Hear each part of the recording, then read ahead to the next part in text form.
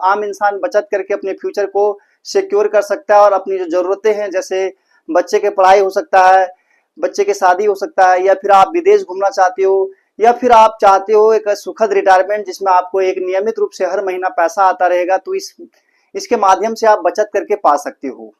तो सबसे पहला है आपको धन वृद्धि। धन वृद्धि में आप अपना पैसा को इन्वेस्ट करते हो और अपने जरूरतों के हिसाब से वो पैसा आपका एक पेड़ के रूप में काम करता है और पैसा आपका बढ़ता ही रहता है। दूसरा है पैसे बचत करने से आपको महंगाई से छुटकारा मिलता है और आपका जो पैसा है वो बढ़ता ही रहता है। जिस प्रकार से एक पेड़ हमेशा फल देता है और फल हमेशा दूसरा फल देता है, उसी तरह से आपको फल देता है। आपको बचत करने से ये सब चीजें मिल जाता है।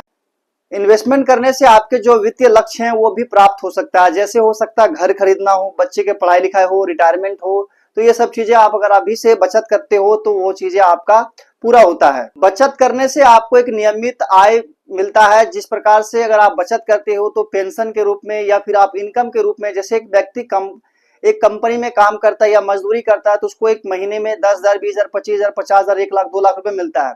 उसी तरह से अगर आप बचत करते हो तो बुढ़ापे में आपको महीने का पेंशन आप 1 लाख, 2 लाख रुपया ले सकते हो। इसलिए आपको नियमित रूप से बचत करने की भी आदत डालनी चाहिए। अब बात करते हैं इन्वेस्टमेंट के क्या क्या प्रकार हैं। जैसे कि आप शेयर मार्केट में इन्वेस्ट कर सकते हो, जहां पर आप अपना बिजनेस ना करके बिजनेस के कंपनी में इन्वेस्टमेंट करते हो। जैसे टाटा, रिलायंस हो गया, अडानी हो गया, ये सब बड़े बड़े जो कंपनियां उसमें आप इन्वेस्टमेंट करते हो ऑनलाइन माध्यम से, तो उस कंपनी का ग्रोथ होता है तो आपका पैसा भी बढ़ता है। तो पहला आप यहां पर भी इन्वेस्टमेंट शुरू कर सकते हो। दूसरा है सरकारी बॉन्ड, यानी आप सरकार को उधार पैसे देते हो जिसमें आपको एक निश्चित राशि मिलता है, जहां पर आप 7%, 8%, 9%, 10% तक का इंटरेस्ट आप ले सकते हो, या आप सरकार को उधार देते हो और सरकार आपके ऊपर उस पैसे के ऊपर आपको ब्याज देता है। तो इस प्रकार से भी आप अपना पैसा को बढ़ा सकते हो। साथ ही साथ आप म्यूचुअल फंड में इन्वेस्टमेंट करके एसआईपी के रूप में आप महीने के मात्र 250 से बचत करके या 100 रुपए से स्टार्टिंग कर सकते हो। अगर आपकी इनकम जो भी है,